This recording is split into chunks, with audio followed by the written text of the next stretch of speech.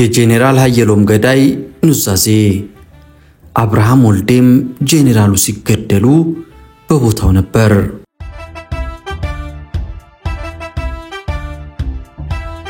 የጄኔራል ሀየሎም ሞት ለብዙዎች እንቆቅልሽ እንደሆነ ይገኛል። ጄኔራል ሀየሎምን ማን ገደላቸው? ለምን ገደላቸው? የሀየሎም ሞት የፖለቲካ ጥያቄ ይኖርበት ይሆን? መንግስት አስገድሎታል ብለው የሚያምኑ እንዳሉ ሁሉ መንግስት አላስገደለውም የሚሉም አሉ። እፎይታ መጽሔት በ1989 ዓ.ም የሀየሎምን ገዳይ አነጋግሬዋለሁ በማለት ገዳዩን ቃለ መጠይቅ አድርጋ ዘግባ ነበር። በአንጻሩ ደግሞ የቀድሞ ህወሓት ታጋይ የነበሩት አቶ ልዕላይ ኃይለማርያም እፎይታ መጽሔት የሀየሎም ገዳይ ነው በማለት ይዛ ከወጣችው ታሪክ በተለየ ሁኔታ ሌላ ታሪክ ነግረውናል። ሁለቱንም ለታሪክ ማመሳከሪያነትና ለታሪክ ማስታወሻነት ለዛሬ ይዘላችሁ ቀርበናል። አብራችሁን ቆዩ።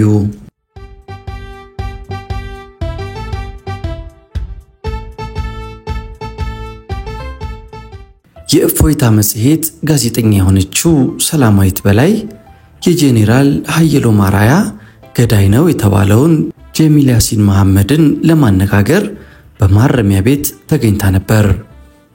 ጋዜጠኛ ሰላማዊት በላይ ስለ ጀሚል ያሲን መሐመድ በእፎይታ መጽሔት ላይ ያወጣችውን ጽሑፍ ለዛሬ እናቀርብላችሁ።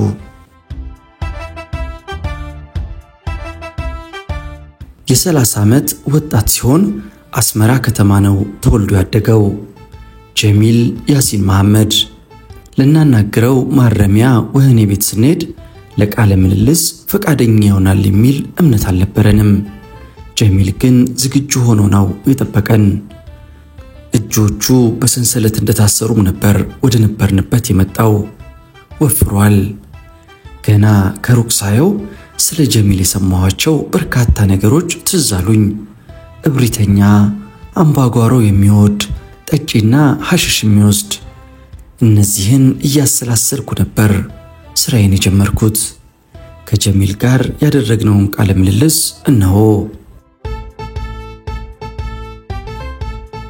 የሰላማዊት የመጀመሪያው ጥያቄ የነበረው እድገት የት አካባቢ ነው? ጀሚል ለጥያቄው ምላሽ ሲሰጥ እስከ 11ኛ ክፍል አስመራን የተማርኩት። ከዚያ በኋላ ግን ጊዜው ሰዎች ለብሔራዊ ውትድርና የሚታፈሱበት ወቅት ስለነበር አባቴ ወደ ናይሮቢ ለትምህርት ላከኝ። ናይሮቢም ለ3 ዓመት ተኩል ቆይቼ ተመለስኩ። ናይሮቢ የቆየሁት ምንም ሳላውቅ ነው። ከቤተሰብ ኑሮ ወጥቼ ነው በቀጥታ ኬንያ የሄድኩት። እዚያ ብዙ መጥፎ ነገሮችን ለመድኩ። ሐሳቤ ወደ ስዊድን ለመሄድ ነበር። የተለያዩ ሙከራዎችን አደረግኩ፣ ግን አልተሳካልኝም። በዚህ ተስፋ መቁረጥ ተከተለ። ስለዚህም ጠጭ ሆንኩ። በጣም እጠጣለሁ፣ ሐሽሽም ወስዳለሁ። አባቴም ልጄ ውጪ ሄዶ እንዳይከፋው በማለት ገንዘብ ይልክልኝ ነበር። በዚያ ቁማር መጫወት ለመድኩ። መጠጥ፣ ቁማር፣ በቃ አይደል ሕይወት የሚያበላሹ ነገሮችን ለመድኩ። ይህንም አድርገው የስዊድኑ ጉዞ ስላልተሳካልኝ ነው። 3 ዓመት ተኩል የናይሮቢ ቆይታዬ ይህን የሚመስል ነበር። ጋዜጠኛ ሰላማዊት ከናይሮቢ ወዴት ነው ሄድከው? ጀሚል ሲመልስ ከናይሮቢ ንብረቴን በቁማር አስዤ አባቴ የገዛልኝን መርሴዲስ መኪናም እንዲሁ በቁማር አስዤ አንድ ሰው ለትኬት ከፍሎልኝ ነው ወደ አዲስ አበባ የተመለስኩት። አባቴ ተመለስ፣ ምንም አይደለም፣ እኔ ያለሁልህ ምናምን አለኝ። ተመለስኩ ወደ አዲስ አበባ። እዚህ አዲስ አበባ 1 ሳምንት ቆይቼም ወደ አስመራ ሄድኩ። ጊዜው በፈረንጆቹ አቆጣጠር 1989 ነበር። እዚያ ደግሞ ሁኔታዎች ውስብስብ ነበሩ። በዚህም ምክንያት አባቴ እኔ ፊት አንድ ነገር እንድትሆን አልፈልግም ብሎ ወደ ሳውዲ አረቢያ ላከኝ። አዲስ አበባ ድረስ ራሱን የሸኘኝ። በሐጂ አማካኝነት ወደ ሳውዲ ሄድኩኝ። እዚያም 3 ዓመት ኖርኩኝ። ከዚያ ጥሩ የሥራ ዕድል ገጠመኝ። ግን ያ ሁሉ ሲሆን የለመድኳቸው መጥፎ ሱሶች እንዳሉ ነበሩ። ቁማሩ እንኳን አላህ ረድቶኝ ተውኩኝ። ምክንያቱም ሳውዲ አረቢያ ቁማር ክልክል ነው። መጠጡን ግን ልቋቋሙ አልቻልኩም። መጠጥ በማይገኝበትም ቦታ ጭምር ከየትም ፈልጌ እጠጣለሁ። ሳውዲ አረቢያ 4 ዓመት ተቀምጫለሁ። እስከ 1993 ማለት ነው። ከዚያስ በኋላ ጀሚል አገባሁኝ። ሳውዲ አረቢያ ውስጥ ዚያድ ከምትባል ልጅ ጋር ትዳር መሰረትኩ። ትዳር በመሰረትም ቅሉ ከማገኘው በላይ ገንዘብ አጠፋ ነበር። ለአንድ ውስኪ 1000 ሪያል ነበር የምከፍለው። ይህ ደግሞ ከኔ ገቢ አንፃር የሚሆን ስላልነበረ ያሉኝን መኪኖች ሸጬ ያለኝን ገንዘብ ይዤ ከባለቤቴ ጋር አብረን ወደ አዲስ አበባ መጣን። ጋዜጠኛ ሰላማዊት ከሳውዲ ስትመጣ ከአንዲት ሀብታም ሴት ላይ ገንዘብ አጨርብረ መምጣትህን ወሬ ሰምቻለሁ፣ እውነት ነው? ጀሚል ሴትየዋ ልዕልት ነበረች። ከሷ ጋር የቆየ ግንኙነት ነው የነበረኝ እና ቢዝነስ እንድንሰራ ነበር የተስማማ ነው። ከሷ ጋር በጋራ ስንሰራ ስምምነታችን 35% ለኔ ልትከፍል ነበር። በመካከሉ ሐሳቧን እየቀየረች መጣች። ጀሚል ገንዘቤ የት እየገባ ነው ትለኝ ጀመር። እውነቷን ነው፣ ሐቅ አላት። በዚህም ሳቢያ ትከታተለኝ ጀመረች። የት እየሄደ ነው ገንዘቡ ትለኛለች። እኔም አንቺ የምትሰጪኝ ብር የለም፣ እኔ ራሴ ነኝ ስራውን ማንቀሳቀሰው አልኳት። እውነትም ስራውን በራሴ 15000 ሪያል ነው የጀመርኩት። ስሟን ብቻ ነበር የምጠቀምበት። ልዕልት ስለሆነች ብቻ በሷ ስም ከባለስልጣኖች ጋር እየተገናኘውና በስሟ እየተጠቀምኩ ብዙ ሰርቻለሁ። ቢሆንም ስራውን እኔ ስለሰራሁት አንቺ ገንዘብ ማምጣት አለብሽ የሚል ነገር አንስቼ ክርክር በሁለታችን መሃል ተፈጠረ። እንዲያውም በደሞዝ ነው ማሰራ ብላ በ2000 ሪያል ልትቀጥረኝ አሰበች። በዚህ መሃል የድርጅታችን ንብረት በሆነ መሬት ሳቢያ በተነሳ ጭቅጭቅ ታሰርኩ። ይህ ሲሆን ግን ልዕልቷ ከስራ አላስፈታችኝም። ይህ ሁኔታ እሷ እየከዳችኝ መሆኗን አስገነዘበኝ። ከዚያ በኋላ የነበረኝ አማራጭ በጋራ አካውንታችን ውስጥ ከነበረው ገንዘብ ድርሻዬን ይዤ መምጣት ነበረ። ስለዚህ የሚናፈሰው የተሳሳተ ወሬ ሊሆን ይችላል። ጋዜጠኛ ሰላማዊት እዚህ አዲስ አበባ እንደመጣህ ምን አይነት ስራ ጀመርክ? ጀሚል እዚህ የመኪና ንግድ ነው የጀመርኩት። ይሄ ችግር እስከተፈጠረብኝ ድረስ የመኪና ንግድ ነው ስሰራ የነበረው። ጋዜጠኛ ሰላማዊት በመኪና ንግድ ላይ ብዙ ሰዎችን እንዳጭበረበርክና ዕዳ እንዳለብህ የሚነገረውስ?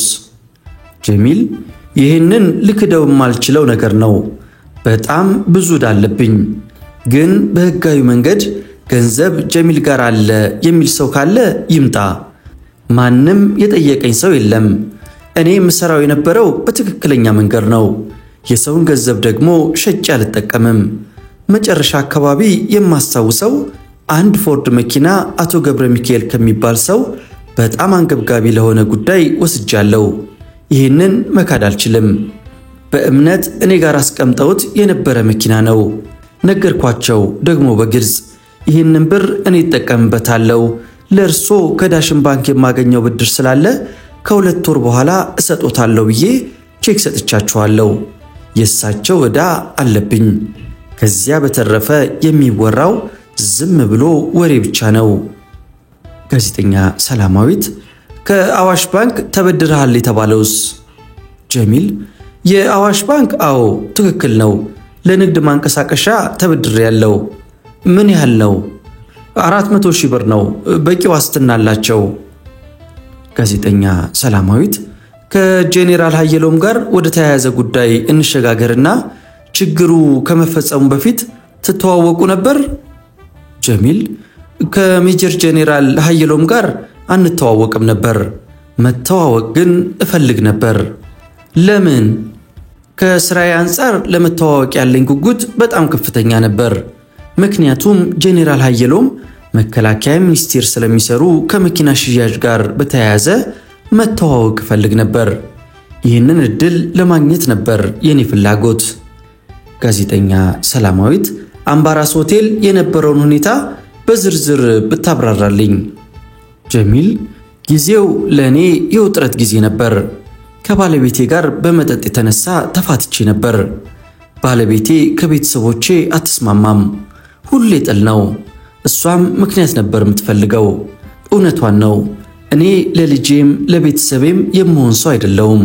ጠጪና ባለጌ ሰው ነኝ። ስለዚህ ተፋታን። ጊዜው የረመዳን ጾም ነው። እኔ ግን ጠዋትም ማታም መጠጣት ነው። አቶ ወልደ ሚካኤል የሚባሉት ሰው ደግሞ እዳህን ክፈል እያሉ አላስገባ አላስወጣ ይሉኛል። ብርሃን የሚባል ደግሞ 35,000 ብር ያበደረኝ፣ እሱም እንዲሁ ያሳደደኛል። ይህ በእንዲህ እንዳለ የወንድሜ እጮኛ ከአስመራ መጣች። እሷን ለመቀበል እንኳን ደህና መጣሽ በማለት ግብዣ አዘጋጀው። ትልቅ ግብዣ ነበር። የግብዣው ቀን አንድን ተጋባዥ ለማድረስ ማምሻውን ወጣው። ከዚያ 35,000 ብር ያበደረኝ ብርሃኔን አገኘሁት። ከሱ ጋር ወደ አምባራስ ሄድን። ከምሽቱ 5 ሰዓት ተኩል ይሆናል። እየጠጣን ነበር። ይህን ጊዜ አብርሃም ወልዴ ወይም ግዞ ትዝ አለኝ።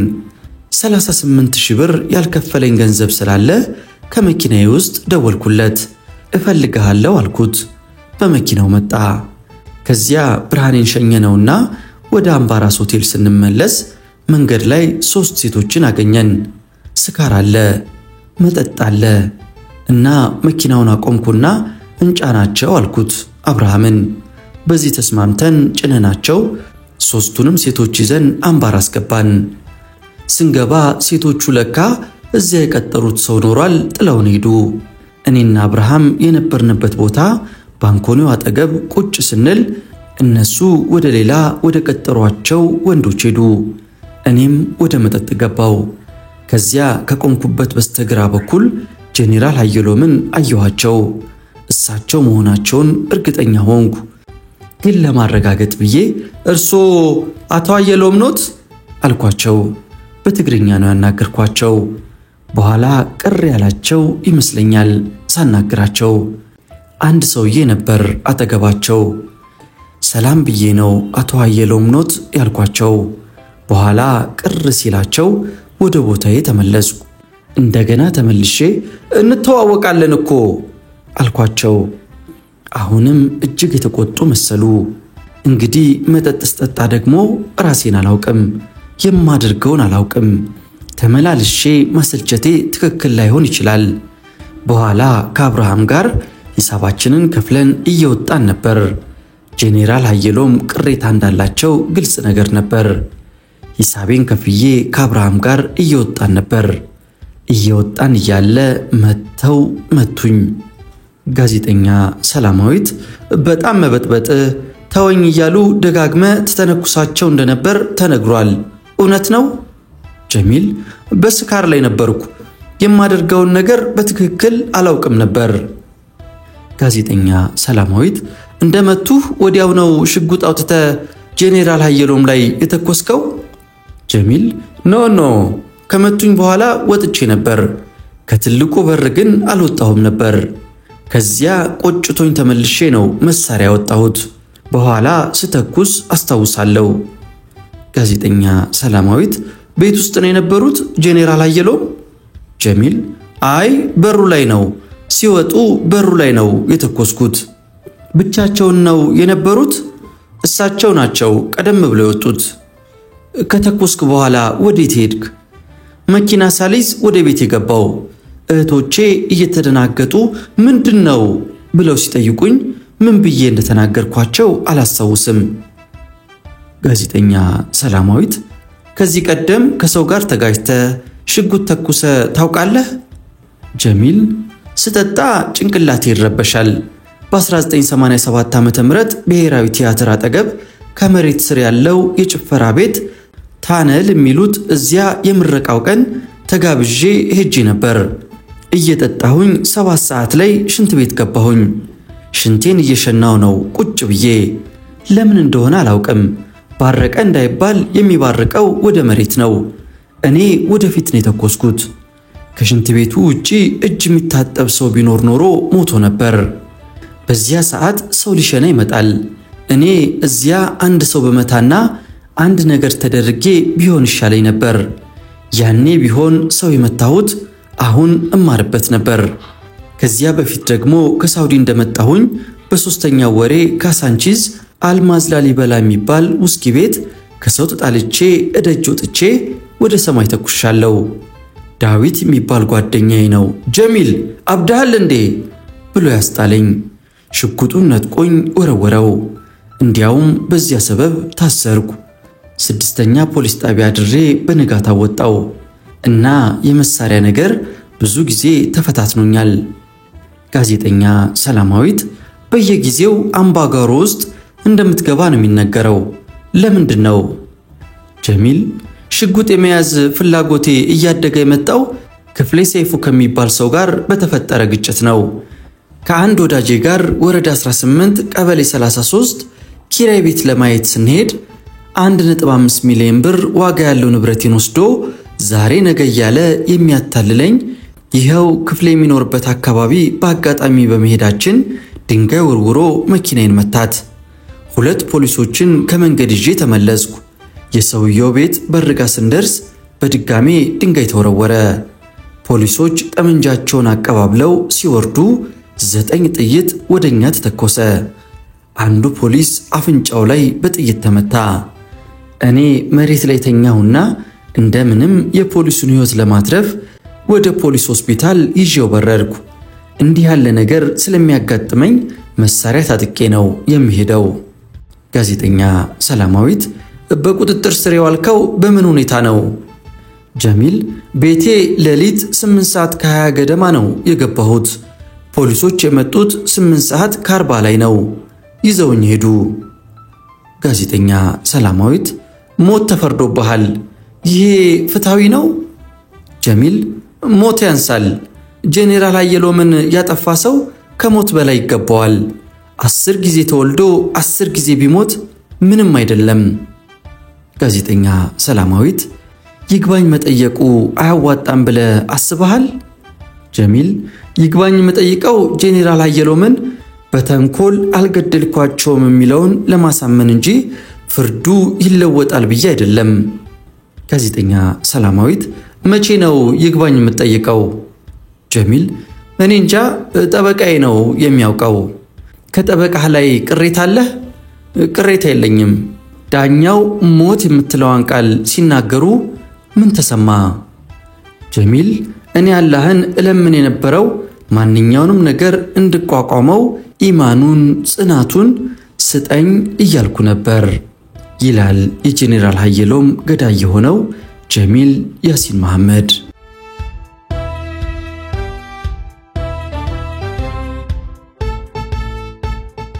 ጀሚል ያሲን መሐመድ ለሰው ልጅ ሕይወት ዋጋ የማይሰጥ ግለሰብ ነው። እጅግ እብሪተኛም ነበር የሚሉን ከጀሚል ጉዳይ ጋር በተያያዘ ለጉዳዩ ቅርበት ያላቸውና የሚመለከታቸው አንድ የአቃቤ ሕግ ሹም ናቸው። በጉዳዩ ዙሪያ አጭር ቃለ ምልልስ አድርገናል። የመጀመሪያው ጥያቄ ከምርመራው ውጤት ጀሚልን ምን አይነት ሰው ሆኖ አገኙት የሚል ነበረ። አቃቤ ሕጉ ሲመልሱ አንድ ወንጀለኛ ሙሉ በሙሉ እውነተኛ የሆነውን የሕይወቱን ታሪክ ይናገራል ማለት ይከብዳል። የሚጎዳውን እየተወ የሚጠቅመውን ብቻ ነው የሚናገረው።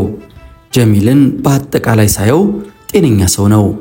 በሰፊ የንግድ እንቅስቃሴ ውስጥ ነው የቆየው። ንግድ ቀላል ስራ አይደለም። ሰፊ የንግድ ድርጅት የሚመራ ሰው ደግሞ የሚሰራውን ስራ ጠንቅቆ ያውቃል።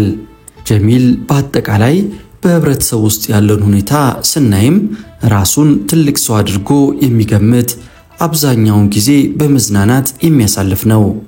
ከአንድ ከፍተኛ ነጋዴ የሚጠበቀውን ስነ ምግባርም ያሟላ አይመስልም። የብዙ ሰዎች ዕዳ አለበት። በባንክ በቂ የሚያዝበት ገንዘብ ሳይኖረው ቼክ እየቆረጠ ይሰጥ ነበር።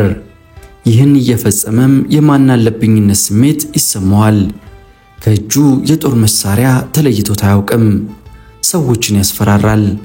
አልፎ አልፎም ሽጉጥ እየተኮሰ አምባጓሮ ይፈጥራል። በአብዛኛው የሚያመሽባቸው አካባቢዎች ዳንስ ቤቶችና በሌሊት የሚጨፈርባቸው ስፍራዎች ናቸው። የማናለብኝነት ስሜቱም ለሰው ሕይወትና ደህንነት ጨርሶ ደንታቢስ እንዲሆን አድርጎታል። ፍቃድ የሌለው የጦር መሳሪያ ይዞ በየስፍራው እየደነፋ ሽጉጥ መዞ እያስፈራራ ህብረተሰቡን እየተዘዋወረ ሲበጠብጥ የቆየ ነጋዴ ነው። የእፎይታ መጽሔት ሌላኛው ጥያቄ ጄኔራል ኃየሎምን ለመግደል የተገፋፋበት ምክንያት ምንድነው የሚል እምነት አሉት። አቃቤ ሕጉ በሰላም ተቀምጦ የሚዝናናን ሰው ከመሬት ተነስቶ መተንኮሱ ነገር ቁስቋሽነቱን ያሳያል። ጄኔራል ኃየሎም ስለዚህ ሰው የሚያውቁት ነገር የለም። ምናልባትም ፊቱንም አይተውት አያውቁም ይሆናል። አልደረሱበትም። ያሉበት ድረስ ሄዶ ተነኩሳቸው። ተወኝ አሉት። ይህ ሰው ለሰው ልጅ ከበሬታ ቢኖረው ተወኝ ሲባል መተው ነበረበት። እሱ ግን አልተወም። እየተመላለሰ ንትርክ ፈጠረ። የሟቹን ሰላምና የመዝናናት መብት ሲጋፋ ቆየ። ስሜታቸው እንዲደፈርስም ገፋፍቷቸዋል። ካጠገባቸው ገለል ካደረጉት በኋላም ሟች ወደሚሄዱበት ስፍራ ሲያመሩ አድፍጦ ጠብቋቸዋል። በእጁ ያለው ጥይት እስኪያልቅ ድረስ ጥይት አርከፍክፎ ገድሏቸዋል። ሽጉጡ ሪቮልቨር የሚባለው ነው። መሳሪያውን አጉርሶ ነው የጠበቀው። መጀመሪያ ነገር ቆስቋሽ፣ ከዚያም አድፍጦ ጠብቆ ገደለ።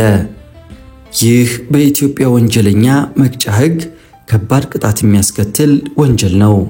በተለይም በሰላማዊ ሁኔታ የነበረውን ሰው ለጠብ አነሳስቶ ቅድመ ዝግጅት አድርጎ ግድያ መፈጸም ግፈኝነትን ያመለክታል። ይህ መሰሉ አድራጎት ከክፉ ልቦና የሚመነጭ ነው። በሰው ላይ መጥፎ ድርጊት ለመፈጸም ታቅዶ የተሰራ ወንጀል በመሆኑም የቅጣት ማክበጃ አንቀጾች ተጠቅሰውበታል። አቃቤ ሕግ በጀሚል ላይ የሞት ቅጣት እንዲፈረድበትና ፍርድ ቤቱም ወንጀለኛው በሞት እንዲቀጣ የፈረደው ለዚህ ይመስለኛል። የእፎይታ መጽሔት ሌላኛው ጥያቄ የተከሳሽ ጠበቃዎችስ የቅጣት ማቅለያ አንቀጾችን አልጠቀሱም? አቃቤ ሕጉ ጠበቃዎቹ ያቀረቡት የቅጣት ማቅለያ ሐሳብ አልነበረም። እስከ 5 ዓመት በሚደርስ እስራት እንዲቀጣ ብቻ ነበር የጠየቁት። ቅጣት ማቅለያ የሚባል ነገር ያላነሱትም ስለማያዋጣቸው ነው። ምክንያቱም አስነዋሪ ድርጊት የፈጸመ ወንጀለኛ ቅጣቱ ሊቀልለት የሚችለው ያለፈ ታሪኩ መልካም ሲሆን ነው። የጀሚልን ያለፈ ታሪክ ስናይ ግን የተናገረው ነገር አለ። አዘወትሮ ከሰው ይጣላ፣ ጥይትም ይተኩስ፣ ይሰክር፣ አምባጓሮ ይፈጥር ነበር። ህብረተሰቡንና የገዛ ቤተሰቡን ያስቸግርና ይበጠብጥ እንደነበር አምኗል። ይህንን መሰል ሰው በማህበረሰቡ መሃል ቢቆይ የሚያደርሰው አደጋ ከፍተኛ እንደሚሆን መገመት አያዳግትም። ሌላው ቅጣትን ለማቅለል የሚረዳ ምክንያት ወንጀለኛው ድርጊቱን አስቦና አቅዶ ያልፈጸመ መሆኑን በሚገባ ማስረዳት ሲችል ነው። ጀሚል ያሲን ድርጊቱን የፈጸመው አስቦና አቅዶ ነው። ስሜታዊ ሆኖ አይደለም። ነገር ቆስቋሽ ራሱ ነው። ድርጊቱን የፈጸመውም ትንኮሳው ካለፈ ከ20 ደቂቃ በኋላ ነው። አድፍጦ ጠብቆ ድርጊቱን የፈጸመ መሆኑ በምስክሮቹ ተረጋግጧል። ይህም ወንጀሉን የፈጸመው ተዘጋጅቶ መሆኑን ያመለክታል። ለማስተባበል አልቻለም። ክፉ ልቦና ያለው ሰው መሆኑን የሚያሳየው ተወኝ፣ አትድረስብኝ እየተባለ በግፈኝነትና እብሪተኝነት ተነሳስቶ የወንጀል ድርጊቱን መፈጸሙ ነው። ወንጀሉን ለመፈጸም የተከበሩ ምክንያቶች የሚባሉ አሉ። በሌሊት አንድ ሰው አጥር ዘሎ ቢገባ ባለቤቱ ሌባ የገባ መስሎት ተኩሶ ሰው ሊገድል ይችላል። ይህ ቅጣትን ሊያቀል ይችላል። ጀሚል ግን ጸብጭሮ አቅዶና አስቦ ነው ሰው ይገድለው። ይህም አደገኛነቱን ያስገነዝባል። ፍርድ ቤቱ በሞት እንዲቀጣ የፈረደበትም የወንጀሉን አፈጻጸም ኖረኛነት ተመልክቶ ነው። የእፎይታ መጽሔት የመጨረሻው ጥያቄ ጀሚል በህብረተሰቡ ላይ ያደረሰው በደል ነበረ? አቃቤ ሕጉ በአሁኑ ወቅት በርካታ ቤቱታዎች እየመጡ ነው። ከአንድ ግለሰብ ቤት ተከራይቶ ነበር። ቤቱን ሲለቅ ለስልክ አገልግሎት የሚከፈል 8000 ብር ዕዳ ነበረበት። ማን አባቱ ወንድ ነው የሚያስከፍለኝ እያለ በመደንፋት ሳይከፍል ቆይቶ ነበር። በሽማግሌዎች ተለምኖ ነው እንዲከፍል የተደረገው። ወንጀለኛ መሆኑን ስለሚያውቅም ከየወረዳው ፖሊሶች ጋር ግንኙነቱን ለማጥበቅ የሚሯሯጥ ሰው ነበረ። በአጠቃላይ ጀሚል ለሰው ልጅ ሕይወት ዋጋ የማይሰጥ እብሪተኛ ሰው ነው። እንደነዚህ ያሉ አደገኛ ሰዎች ህብረተሰቡን ማወክ፣ ግፍ መስራትና ወንጀል መፈጸም የዕለት ተዕለት ተግባራቸው ነው።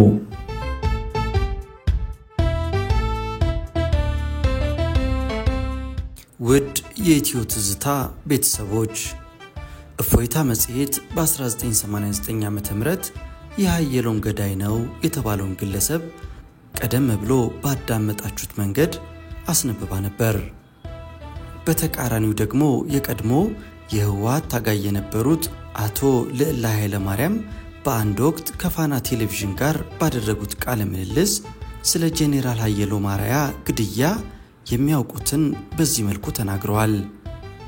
እሱን እየጋበዝናችሁ እንሰናበታለን። አንድ ታሪክ አለች። የፔጆ 305 እና እነኛ ሁለት የደህንነት ሰዎች እርሶ ቢሮ የመጡት ከአንድ ሰዓት በኋላ የተገደለው ሰው ስለሱ እናንሳ። ይሄ በጣም እንዴት እንደምገልጸው እንጃ ብቻ ከባድ ነው በጣም። እንግዲህ ምን ይሆናል የተገደለው ሃየሎም አርአያ ነው። ጀነራል ሃየሎም ከመገደሉ ከአንድ ሳምንት በፊት ጀነራል ሃየሎምን የገደለ ያሲን ከአንድ የህወሓት ባለስልጣን ጋር ምሳ በልቷል። ከመሞቱም ከ3 ቀን በፊት ምሳ በልቷል። ሃየሎም የሞተ ቀንም ከዚህ ሰውዬ ቢሮ 2 ጊዜ ተደውሏል እና ከሌላም የህወሓት ቢሮ ተደውሏል 9 ሰዓት አካባቢ ላይ።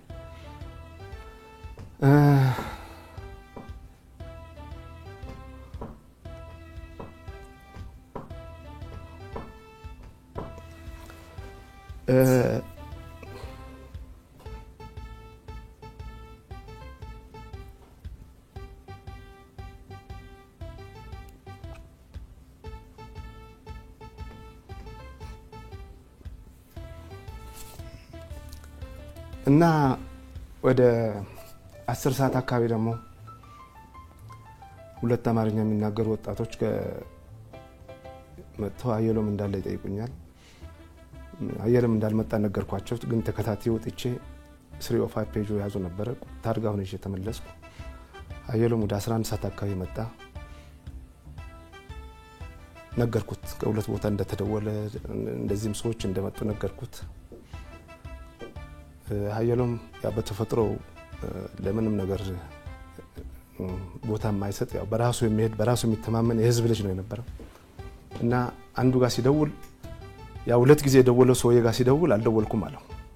አንድ የተደወለው ግን ለስብሰባ ፈልገን ነበር አሁን ጨርሰናል ስብሰባውን አለ እና ከሃየሎም ጋር ቢሮ ውስጥ ቆየን። ከዛ ሻይ ሎቢ ጠጣን እና እኔ ወደ ቤት ሄድኩኝ። ወደ 12 ሰዓት ተኩል አካባቢ 1 ሰዓት አካባቢ ሄድኩኝ። ከተወሰነ ሰዓት በኋላ ተደውሎልኝ ሃየሎም እንደተገደለ ነው የተነገረኝ እና ኢሚዲየትሊ የመጣልኝ ነገር ምንድነው እነዛ ደህንነቶች አመጣጥ ያ ምሳ የበላው ሰውዬ ይሄ ያሲን የሚባለው ከነሱ ጋር የነበረው የቢዝነስ አታችመንት እዚህ አሁን ስታዲየም የሚሰራበት አካባቢ ወደ 20-30 ሺህ ካሬ ሜትር ቦታ ሰጥተውታል።